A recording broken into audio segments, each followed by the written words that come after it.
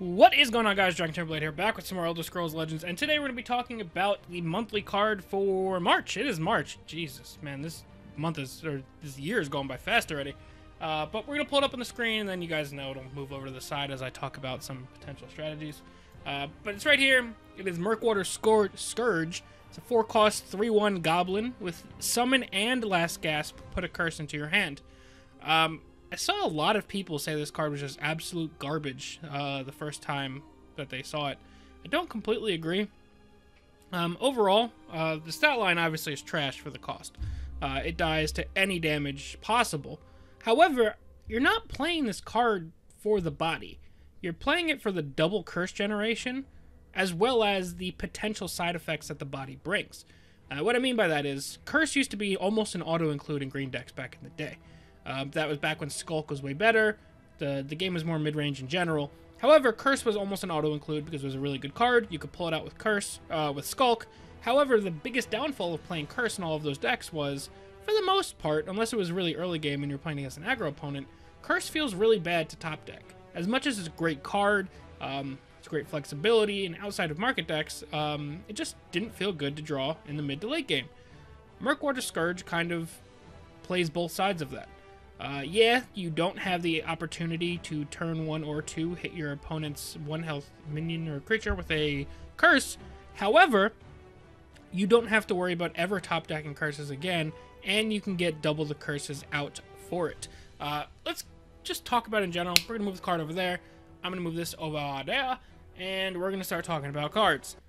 So the closest example or card to this card that I've seen, and I think it's a fair comparison, is to compare it to Murkwater Shaman. Murkwater Shaman is a 4-cost 3/3 with the ability at the start of your turn to put a curse into your hand. So in order for Murkwater Shaman to generate 2 curses, like the Scourge can, you would need to pay 4 Magicka, play Murkwater Shaman. It would need to survive your opponent's first turn, not counting any prophecies or anything if you were attacking that first turn. It would need to survive 1 turn, then you generate the curse. Then survive a whole extra turn before you even get a second curse. And that's if you get any curse in general. With the Scourge, you play him, you instantly get a curse no matter what. And even if your opponent instantly removes them on their turn, before it even gets back to your turn, you still got both curses. So at the end of the day, you are paying 2 health for way more consistent of an effect. Shaman's always been kind of a fun card for me, and it's one of those cards that can kind of go crazy if it sticks long enough. However, I saw this on one of the card discussion threads, was I think in every single deck where I was running Shaman before, I think I would rather have Scourge now. Shaman's not a popular card at the moment, again, because mid-range isn't really a thing, and the whole curse package in general is kind of falling out of favor, but I think the card is better than people are giving it credit for.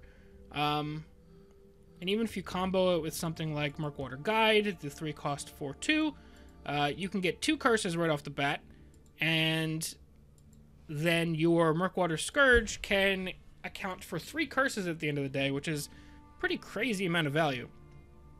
I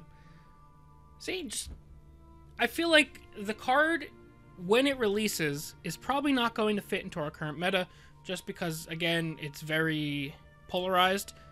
We've got a whole bunch of hyper aggro, and a whole bunch of, like, super greedy slow control, and there's really not a whole bunch of room in the middle at the moment. However, if we ever get back to that point where the game is kind of focused around mid-range creatures again, I think this card is going to be able to do a lot of work. Just generating 2 curses on its own, I think, is pretty solid. It's probably worth 2 to 3 Magicka for the 2 cards you get and 2 different curses.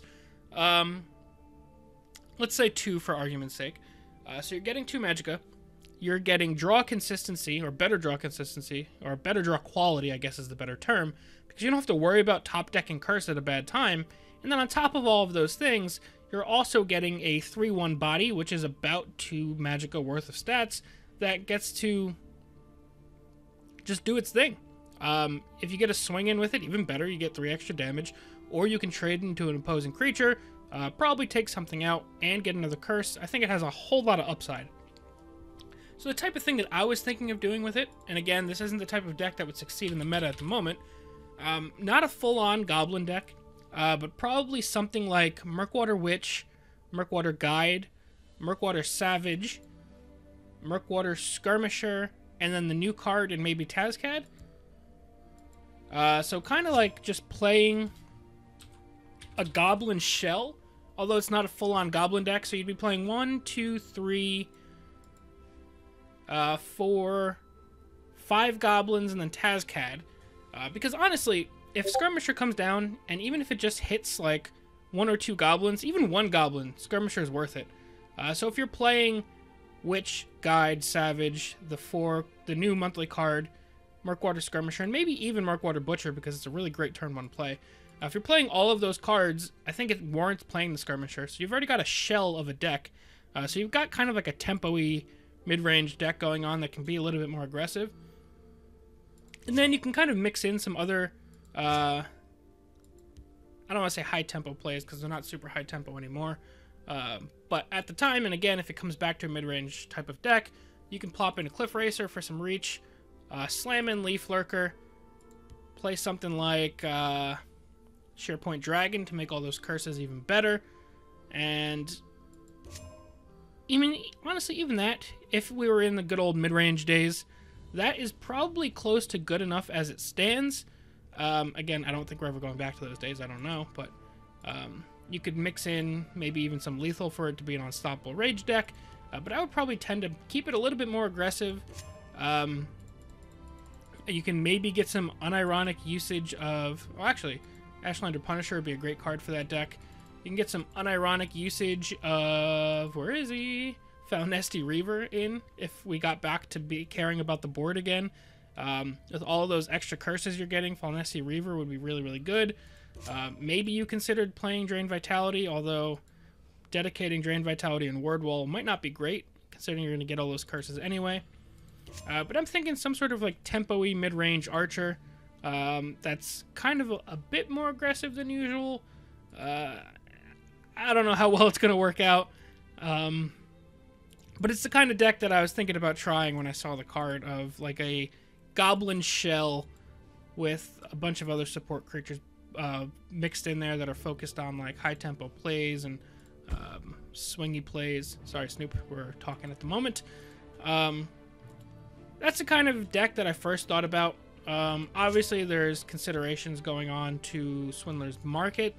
However, with Skulk not being as good anymore, it's probably still playable in a Market deck. But with Skulk not being as good...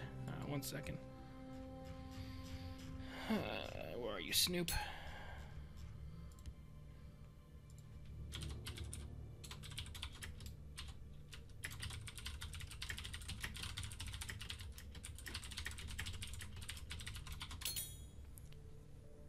So, you got market decks that are probably good enough. You've got a 4-cost, 3/1.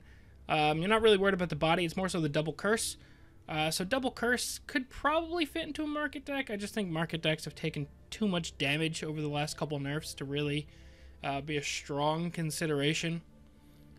Other than that, like I said, you're going to want a deck that can really take advantage of those curses. So something like Swims at Night fits well into a deck like that. If not a market deck, you're going to probably want it to be something kind of tempo-oriented or maybe action-oriented, since you're going to get a whole bunch of bonus curses.